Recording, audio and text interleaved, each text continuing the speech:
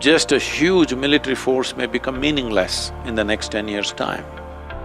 Just bravery and willing to fight, willing to die may not help in future. The nation was made in a hurry, in an unholy hurry. Not just villages, homes were divided in the line. Very impractical boundaries we have drawn, very hard to protect because nobody knows where the damn line is first of all.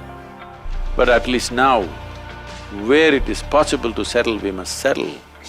Like what the Americans also feel, that we just have courage, rest everything, the resources that we should be having, the technology, the weaponry, the war-fighting machinery, that is lacking in the Indian Army. And there have been budgetary cuts which are further augmenting, and thus the soldier on ground feels that what is the end result for all this. So that is what I think the line really meant, that without resources, how does the soldiers sustain? I'm not an expert on this, but I feel looking at various things, I've been closely, I've been talking to various military personnel from United States, Israel, UK and other places. What I see is, and even the Chinese what I feel is a significant move must be done right now, that in the next 5 to 10 years, we should become far more technologically capable than what we are today. Just a huge military force may become meaningless in the next 10 years' time. And I know we are moving in that direction, but in my opinion, I don't think it is as fast as it should be, and it is not in par with how various other nations are moving. Particularly in United States, they are focusing on making their force very, very minimal, very lean and mean. That's what they are saying. Their force is going to be very lean and mean. These huge ships all over, marines all over the world, all this going to go away in the next 10-15 years' time for the United States. And particularly with their new president, they are moving towards that very fast. They don't believe in fighting battles anywhere in the world anymore. That's how they're looking at it. They feel they can address it in so many technological ways rather than sending their men out there. I think that's a direction to go for sure. And how quickly, how rapidly we can do, what challenges are there, you're the best experts in the field. But I feel the army and the officers in the army, the senior officers, must continuously push towards this, because just bravery and willing to fight, willing to die may not help in future. It needs a technological edge, and we have 1 billion people with great technological capabilities. The best of that technology should come to our armed forces. See, I feel one of the greatest injustice that's happened to the forces is, except for the Navy, which has a clear natural boundary, the nation was made in a hurry, in an unholy hurry, if you ask me. That we drew lines on the map without taking various geographical features into account. When you draw lines without taking geographical features into account, then protecting those lines is going to be extremely difficult. That's what you're going through. It's just not right. If it was done with some wisdom and justice, it could have been done.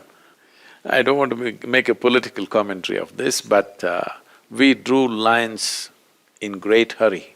There is one satire kind of movie, I don't know if you… because somebody insisted I must see this, some Begum John or something, have you seen this movie? Ratcliffe line passing through a home, dividing a prostitute's den into two. So, not just villages, homes were divided in the line. So when you draw such impractical lines and people are supposed to protect it, forces are supposed to protect that most impractical line, and with all due respect I'm saying this, because today I went through the Hall of Fame, I went through the First World War, the exhibition that the army put up in Delhi. And I've been reading some amount of our military history. Please, you must understand me in the right context. Whatever the cause, it is not necessary, as far as possible, to take lives for it. People should live for the nation.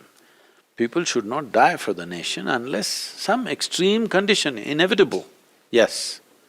But when you try to protect an unnatural boundary, too many people die unnecessarily. We can go on glorifying it, it's fine. Those who have laid down their lives, we have to honor them, all that is fine. But still a man is dead.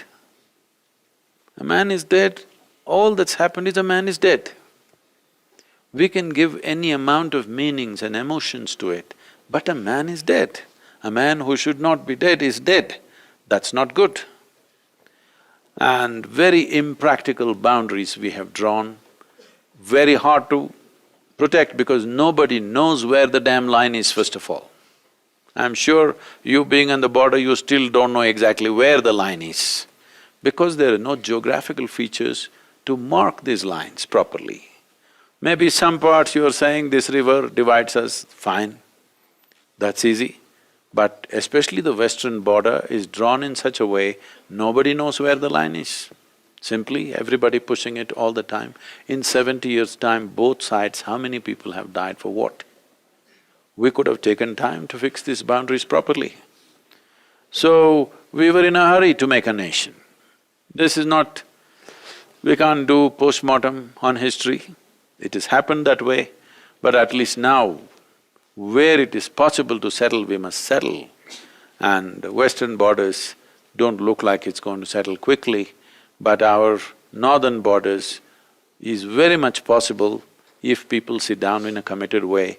It is possible because the situations are different, very different.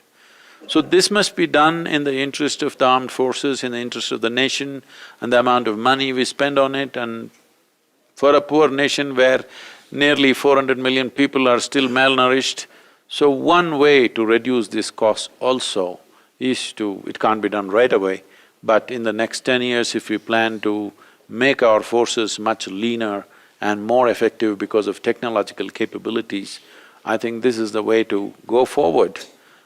I don't think there's any other way.